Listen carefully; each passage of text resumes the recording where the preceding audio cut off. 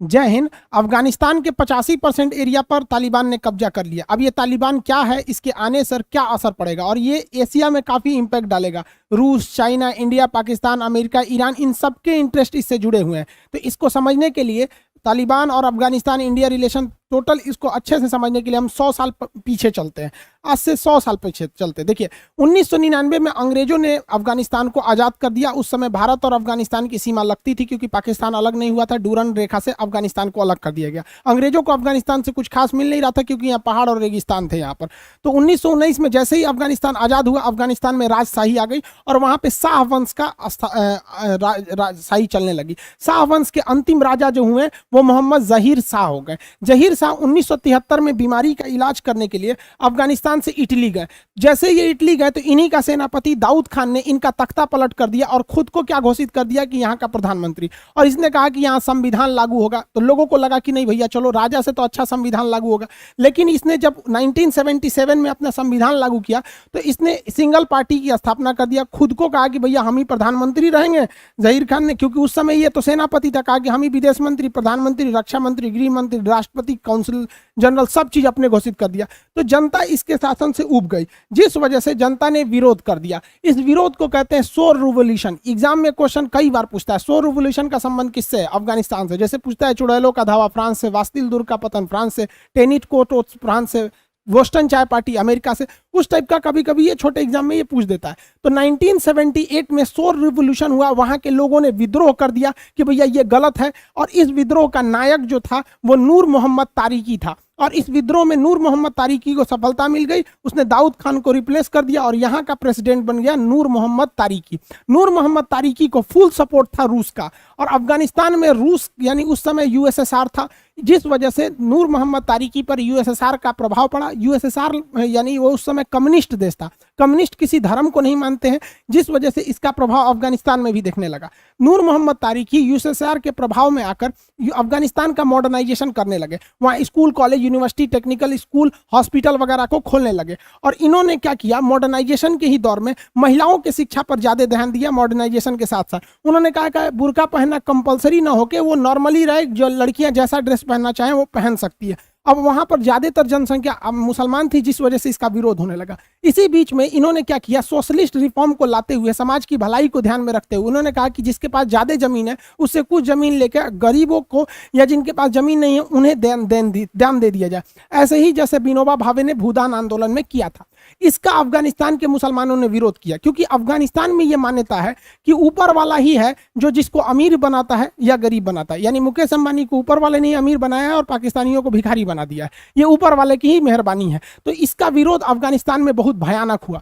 अब अमेरिका चाहता था, अमेरिका और रूस में उस समय कोल्ड वार चलता था, दोनों एक दूसरे की वर्चस्व को खत्म करना चाहते थे। तो अमेरिका ने क्या किया, अफगानिस्तान को डिस्टेबलाइज करने के लिए यहाँ के मुसलमानों को कहा कि देखो तुम्हारा मजहब खतरे में है, तुम अपने मजहब के लिए लड़ो। मजहब के लिए लड़ने के लिए इसने मुजाहिदीन तैयार किया। मुजाहिदीन उसे कहते हैं जो मजहब के लिए लड़ाई करता है। तो अमेरिका ने, सोचिए, अमेरिका ने अफगानिस्तान में मुसलमानों को मुजाहिदीन बनने के लिए मजबूर किया और पैसा दिया रूस से लड़ने के लिए। इसी बीच अमेरिका ने क्या किया, नूर मोहम्मद तारिकी के जो विदेश मंत्री थे हफीजुद्दीन अमीन, उसको CIA के एजेंट भेज के अपने में मिला लिया। अब सोचिए, किसी देश का विदेश मंत्री दूसरे देश के इशारे पर काम कर रहा है तो क्या होगा।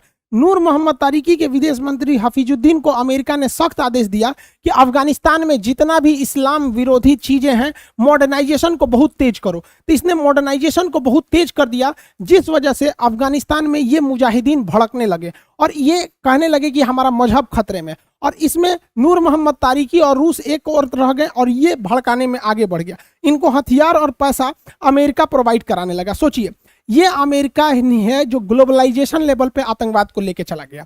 अब यहाँ अफगानिस्तान है, इसको पैसा देंगे कैसे, तो इसमें मिल गया पाकिस्तान। ये साले सब भिखारी तो शुरू के हैं सब। अफगानिस्तान में यहाँ से पैसा जाने लगा। वहाँ पे जितने मुजाहिदीन थे उन्हें अफगानिस्तान से पाकिस्तान लाकर ट्रेनिंग दिया जाने लगा। उन्हें पैसा, ट्रेनिंग सब अब पाकिस्तान से पहुँचाए गए। बदले में पाकिस्तान को भीख के रूप में हमेशा जैसे पैसे मिल जाते थे मिल जाया करते थे। अफगानिस्तान का करियर बर्बाद हो गया, उससे क्या मतलब है। अमेरिका ने इसी सिलसिले में क्या किया, सऊदी अरब से भी लोगों को भेजा अफगानिस्तान में, जिसमें सबसे महत्वपूर्ण नाम आप सुने होंगे ओसामा बिन लादेन का। अमेरिका की मीटिंग हुई थी ओसामा बिन लादेन के साथ कि यहां जाके किसे मारना है, यूएसएसआर को भगा देना है, यहां नूर मोहम्मद तारिकी की सरकार को क्या कर देना है, गिरा देना है, और यहां पर क्या करना है, इस्लाम को मतलब इस्लामिक चीजों को लाना है। अब इस वजह से यहां पर आतंकवाद बढ़ने लगा। अमेरिका ने अफगानिस्तान के स्टूडेंट्स को भी क्या कहा, इसके खिलाफ भड़काना चालू किया। स्टूडेंट्स को वहां की भाषा में तालिब कहा जाता है। तालिब यानी स्टूडेंट है। इन स्टूडेंट में उमर नाम का जो स्टूडेंट था वो काफी ज्यादा मतलब उग्र विचारधारा का था, बहुत ज्यादा मारकाट में आगे रहता था। अब ओसामा बिन लादेन का अमेरिका से दुश्मनी कैसा हो गया ये अलग टॉपिक है, लेकिन हुआ क्या था कि जब सद्दाम हुसैन और कुवैत के बीच में युद्ध चल रहा था तो अमेरिका जो है सद्दाम हुसैन पर हमला करने के लिए सऊदी अरब की जमीन से उड़ान भरता था। तो ओसामा बिन लादेन ने कहा कि सऊदी अरब, मक्का मदीना ये पवित्र भूमि है, तुम यहाँ पे क्या कर रहे हो। तो अमेरिका के दबाव में आके सऊदी अरब ने ओसामा बिन लादेन को भगा दिया, जिस वजह से ओसामा बिन लादेन खुद अमेरिका के 9/11 हमला कर दिया 26 यहाँ पर, और उसके बाद अमेरिका को समझ में आ गया। मेन टॉपिक पर हम लोग आते हैं। देखिए ओसामा बिन, ये अमेरिका और रूस उस समय एक दूसरे को देखना नहीं चाहते थे, वर्चस्व की लड़ाई, और दोनों ने किस तरह से कांड किया ध्यान से समझिए। ये है ईरान। ईरान इसी समय 1979 में दो जगह पर मॉडर्नाइजेशन चल रहा था। ईरान में अमेरिका का प्रभाव आ गया और यहां पर उसने मुसलमानों को मॉडर्नाइजेशन, पश्चिमी सभ्यता, शराब, बियर बार, अय्यासी सब चालू करा दिया यहां पर, और यहां पर कहा कि भैया ये मॉडर्नाइजेशन के लिए जरूरी है। तो इसको काउंटर करने के लिए इधर से रसिया जो है ये अफगानिस्तान में घुस गया नूर मोहम्मद तारिकी के थ्रू कि तुम यहां मॉडर्नाइजेशन करो। लेकिन अमेरिका को देखिए, जो अमेरिका ईरान में पश्चिमी सभ्यता थोप रहा है, वही अमेरिका अफगानिस्तान के मुसलमानों को कह रहा है कि तुम्हारा धर्म रूस बर्बाद कर रहा है मॉडर्नाइजेशन करके। अब सेम काम रूस कह रहा है ईरान के लोगों से कि तुम्हारा मजहब खतरे में पड़ रहा है। तो ईरान में भी रिवोल्यूशन हो गया और अफगानिस्तान में भी हो गया सेम 1979 में। ईरान के लोग कहें अमेरिका भागो, हमारा कल्चर ठीक है, और यहां पर जो थे अफगानिस्तान में, वहां पर उन लोगों ने भगा दिया। अमेरिका ईरान में जब लात खाया तो ईरान वाले को कहने लगा कि आतंकवादी है, लेकिन यही अमेरिका यहां पर अपना पैसा भेजता था। और रूस जो अफगानिस्तान में लात खाया तो अफगानिस्तान में लोगों को आतंकवादी कहने लगा। मतलब अपने फायदा के लिए पूरी दुनिया में आतंक मचा दो। ईरान रिवोल्यूशन सक्सेस हो गया और अमेरिका को यहां से भागना पड़ गया वापस। अब अमेरिका को डर इस बात का था कि ईरान से हम तो हार के आए हैं, यहां अगर रूस का दबदबा हो जाएगा तो यह बात अमेरिका के लिए ठीक नहीं थी। इसलिए अमेरिका चाहता था कि अफगानिस्तान में भी विद्रोह हो जाए। अब रूस हर हाल में इस विद्रोह को दबाना चाहता था। इसलिए नूर मोहम्मद तारिकी जो थे, ये नूर मोहम्मद तारिकी ये जब यहाँ रूस गए स्थिति को समझने के लिए, तो रूस ने इन्हें समझाया कि देखो ये मुसलमान जो है वो भड़क चुके हैं, तो मुसलमानों को शांत रखना अभी फिलहाल जरूरी है, इसलिए तुम मॉडर्नाइजेशन को धीमा रखो। तो ये मॉडर्नाइजेशन को तो धीमा रखते, और इन्होंने कहा कि देखिए हफीजुद्दीन अमीन हमारा बात नहीं सुनता है, खुद मेरा विदेश मंत्री है। तो रूस ने उनसे कहा कि इसको हटाओ पद से, ये अमेरिका का एजेंट है। लेकिन ये बात जब नूर मोहम्मद तारिकी जब लौट रहे थे अफगानिस्तान, तो उससे पहले ही अमेरिकी की खुफिया एजेंसी इसको हफीजुद्दीन अमीन को बता दिया कि ऐसा ऐसा कांड होने वाला है, तुम्हें हटाया जाएगा। जैसे इनका फ्लाइट लैंड किया, ये घर गए, उनको विथ फैमिली मार दिया, और वहां पर शासन किसका हो गया, हफीजुद्दीन अमीन का। अब यहां पर एक तरह से देखिए तो ईरान, तो अमेरिका भले ईरान से चला गया, लेकिन अमेरिका का ही एजेंट अफगानिस्तान में बैठकर शासन करने लगा। तो ये अमेरिका के लिए तो अच्छा था, लेकिन रूस के लिए ये सही नहीं था, क्योंकि रूस की सीमा उस समय यहां तक लगती थी, अफगानिस्तान तक लगती थी, क्योंकि रूस उस समय यूएसएसआर यानी सोवियत संघ था, जो आज 15 देशों में टूट गया।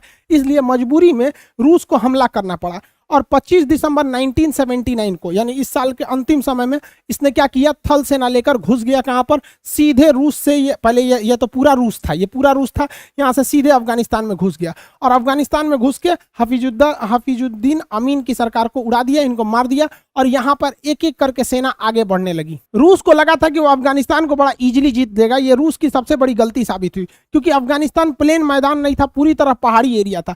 यहां पर सेना को इतनी तकलीफ झेलने पड़ी जिसका कोई हद नहीं। अब इतनी ऊंचाई से ये लोग आ रहे हैं, यहाँ पे कहीं पे भी आतंकवादी घुसे रहेंगे, और इन आतंकवादियों को हथियार, पैसा, ये सारी चीजें अमेरिका के थ्रू मिल रही थी, और अमेरिका ये सारी चीज़ों को अब पाकिस्तान में डंप करता था। वो आतंकवादी मुजाहिदीन पाकिस्तान आते थे और यहाँ से लेके चले जाते थे, और रूस को लगा कि वो इजीली जीत जाएगा, लेकिन वो हुआ नहीं। यहाँ पर ये जितने आतंकवादी जो थे मुजाहिदीन, इन्हें हथियार सारा अमेरिका ने दिया। मतलब ये आतंकवादी अमेरिका के हथियारों से, अमेरिका के पैसे से, अमेरिका की ट्रेनिंग पर है और हम लोग के लिए सरदर्द बन के बैठे हैं। तो रूस को यहाँ दिक्कत होने लगा, रूस की सेना दिन प दिन मराने लगी, क्योंकि ये आतंकवादी जो थे ये यहीं पर पले बढ़े थे, इनको हर एक चीज का आइडिया था रास्ते का, वो कहाँ छुपे रहते थे मार देते थे, और इनके पास लेटेस्ट हथियार था। इस वजह से रूस की थल सेना को यहाँ बढ़त नहीं मिल पाई, बड़ी बड़ी वाहनें जंगलों में और पहाड़ों पर नहीं चढ़ पाती हैं सब। तो इस वजह से रूस को लगा कि हम अपना एयरफोर्स उतार देंगे, जो रूस की सबसे बड़ी गलती साबित हुई, क्योंकि पहाड़ों पर एयरफोर्स जल्दी सक्सेस नहीं हो पाती है। और इसको मारने के लिए अमेरिका ने ईगला मिसाइल दे दिया था। अब ये जो स्टिंगर मिसाइल, ईगला रूस का है, स्टिंगर अमेरिका का। स्टिंगर मिसाइल बड़ा सटीक हमला करता है किसी भी जहाज के ऊपर, बस उसको इंजन की गर्मी को सूंघ के पहुंच जाता है। अब जहाज की इंजन हमेशा गर्म रहता है, यहाँ ससुरा एगो ट्रैक्टर चलता है तो उसका इंजन गर्म हो जाता है, और ये इजीली शूट करके गिरा देता है। तो रूस की जितने भी जहाज थे वो मारे जाने लगे। याद कीजिए कारगिल की लड़ाई में हमारा भी मिराज जहाज गिर गया था, MI-17 को भी मार के गिरा दिया था पाकिस्तानी आतंकवादियों ने। इस वजह से वहाँ एयरफोर्स उतना तगड़ा नहीं लड़ पाई थी, क्योंकि पहाड़ों पर लड़ना काफ़ी मुश्किल हो जाता है। यही हाल हो गया USSR के साथ, उसके हेलीकॉप्टर सब कोई सब मार मार गिरा दिया, सब उस पर खेलने लगा, सभी कौन ची है कैसे उड़ता है, मार मार सब ध्वस्त कर दिया। तो उसकी थल सेना और वायुसेना दोनों बहुत बुरी तरह से मतलब प्रभावित हुई, और अंततः रूस को लग गया कि यहाँ पर रहना ठीक नहीं है, ये मुजाहिदीन के चक्कर में हमारा बहुत लोग मरा रहे हैं। वहाँ गैरवाचोक का शासन था रूस में, उन्होंने 15 फरवरी 1989 यानी 10 साल तक जो सोवियत युद्ध चला, इसमें 15,000 सोवियत सैनिक के जो सैनिक थे वो मारे गए। मुजाहिदीन इसमें खतरनाक इसलिए लड़ रहे थे, उनके पास कुछ है नहीं खोने के लिए, ना घर है, ना इंडस्ट्रीज है, ना फैक्ट्री है, ना GDP है, ना विदेश नीति है, ना कुछ है, मारो ससुरों का वहाँ पे। और अमेरिका ने उन्हें गाइडेड मिसाइल दे दिया। सोवियत अफगान वार जो था वो 1979 से 89 तक यानी 10 साल चला। इसमें आर्मी और एयरफोर्स रूस ने उतारा था, जो उसको बहुत बुरा घाटा पड़ गया। हथियार और पैसे की सप्लाई अमेरिका ने किया था यहाँ से, और ये इस पर ट्रेनिंग, लॉजिस्टिक सपोर्ट, शेल्टर, आतंकवादियों को छुपने का जगह, आतंकवादियों को अपने रिश्तेदार की तरह घर में रखना, ये सारा काम किसने किया था? पाकिस्तान ने किया था। ये रूस उसी तरह ये अफगानिस्तान में हार के गया जिस तरह से अमेरिका वियतनाम में हार के गया था। तो अमेरिका की जिंदगी की सबसे बड़ी हार वियतनाम वार थी, और इस बार भी अफगानिस्तान में भी उसको कुछ खास मिला नहीं, और रूस के लिए ये भी बहुत घातक हो गया। हालांकि अफगानिस्तान को कोई शुरू से नहीं जीत पाया। सिकंदर भी यहाँ 3 साल तक सेना लगा के रखा हुआ था। उसकी माँ ने पूछा था कि तुम जीत क्यों नहीं पाते हो एक छोटे से देश को? तो सिकंदर, ऐसा कहा जाता है कि अफगानिस्तान की मिट्टी को अपनी माँ के मतलब भेंट में दिया था। तो जैसे अफगानिस्तान की मिट्टी पहुंची सिकंदर के गांव, उसके गांव में झगड़ा होने लगा। तो ऐसा कहा जाता है कि अफगानिस्तान में कभी झगड़े खत्म नहीं होगा, वहाँ खाली मारे काट वाले हैं, क्योंकि उनकी मेंटेलिटी बहुत आगे तक नहीं है। वो गोली चलाओ, उन लोग के लिए GDP वगैरह मायने नहीं रखती है। तो रूस यहाँ से चला गया, लेकिन यही गड़बड़ी हो गई। रूस तो चला गया यहाँ पर। रूस के जाने के बाद ये यहाँ पर जो धार्मिक लड़ाई चल रही थी, जो मुजाहिदीन चल रहे थे, अब इन्होंने आपस में लड़ने लगे। इन्होंने अपना गुट बना लिया, 50 ठो, भैया ये 10 मोहल्ला मेरा, ये 2 जिला मेरा, ये यहाँ। अब इसमें क्या हुआ कि अफगानिस्तान में सिविल वार छूट गया, गृह युद्ध हो गया। रूस तो चला गया, अब यहाँ पर किसी का सामान लूट लो, कुछ मर्डर कर दो, डकैती कर दो, ये सारे चलने लगा। तो अफगानिस्तान के आम पब्लिक जो थे इससे उब गए। वो चाहते थे कि एक ऐसा लीडर मिले अफगानिस्तान के लोगों को जो अफगानिस्तान को लीड कर सके। तो इसके लिए उन्होंने देखा कि सोवियत संघ यानी रूस से लड़ाई में सबसे तगड़ा कौन भाग लिया था। तो उन्होंने देखा कि स्टूडेंट ने सबसे तगड़ा लड़ाई लड़ा था। तो अफगानिस्तान में स्टूडेंट्स को तालिब कहा जाता था। तो इस तालिब में सबसे